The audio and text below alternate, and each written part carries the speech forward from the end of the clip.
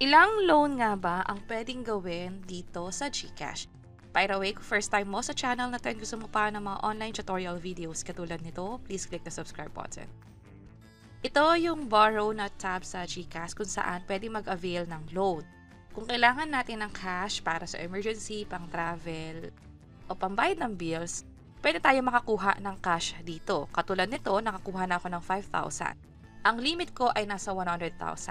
Ngayon ang tanong, paano kung nakapag-loan na ako sa GCash at gusto ko pa ulit magkaroon ng loan kasi may panibagong kailangan bayaran agad? Buti, dito pwede magkaroon ng another loan. Kung ang tanong natin ay hanggang ilang loan ang pwede? Pwede 5 loans na hindi lalagpas doon sa loanable amount natin, yung maximum.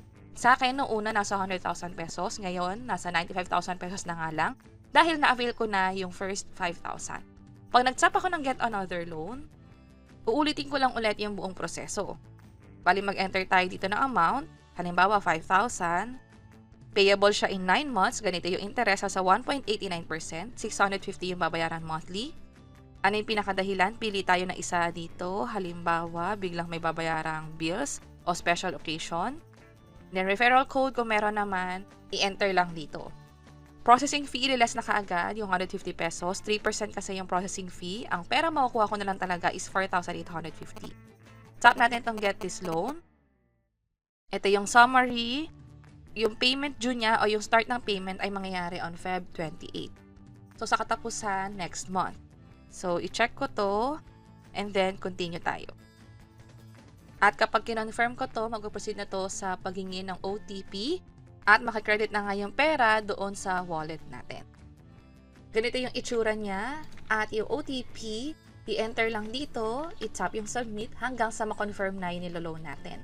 Pwedeng makredit nga within 48 hours, pero sa experience ko nung nag-loan ako, lalo nung for the first time, nung chinek ko yung okay or tinap ko yung okay, from 15,000 naging 19,000 na ito. Pag chinek nyo yung transaction, meron ditong GLoan disbursement at ito na nga yung nakuha kong pera.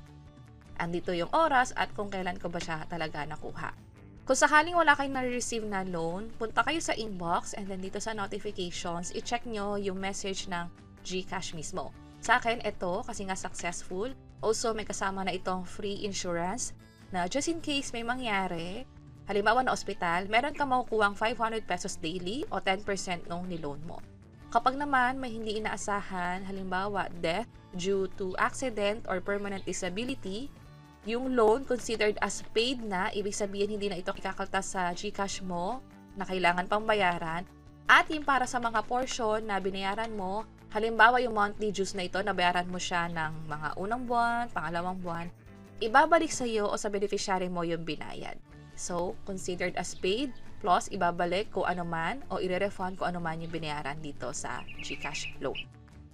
Nga pala, idagdag ko na din na just in case first time yung mag-loan, hihingan pa kayo or kailangan nyo i-review yung information nyo. Para lang naman ito sa first time. Pero pag sa second time, wala na yung mga additional information. So, kailangan lang to i-confirm and then ipaprovide na tong nickname, gender at iba pa, maging yung emergency contact. Pwedeng nanay o magulang, pwedeng kapatid, pinsan, tito, tita o lolo at lola. Para sa emergency contact yan. Tap ko yung next, i-review yung information and then i-check tong I agree, tap submit. And then, katulad na nakita nating step kanina, magbibigay na lang tayo ng OTP at hihintayin yung perang niloan natin sa GCash.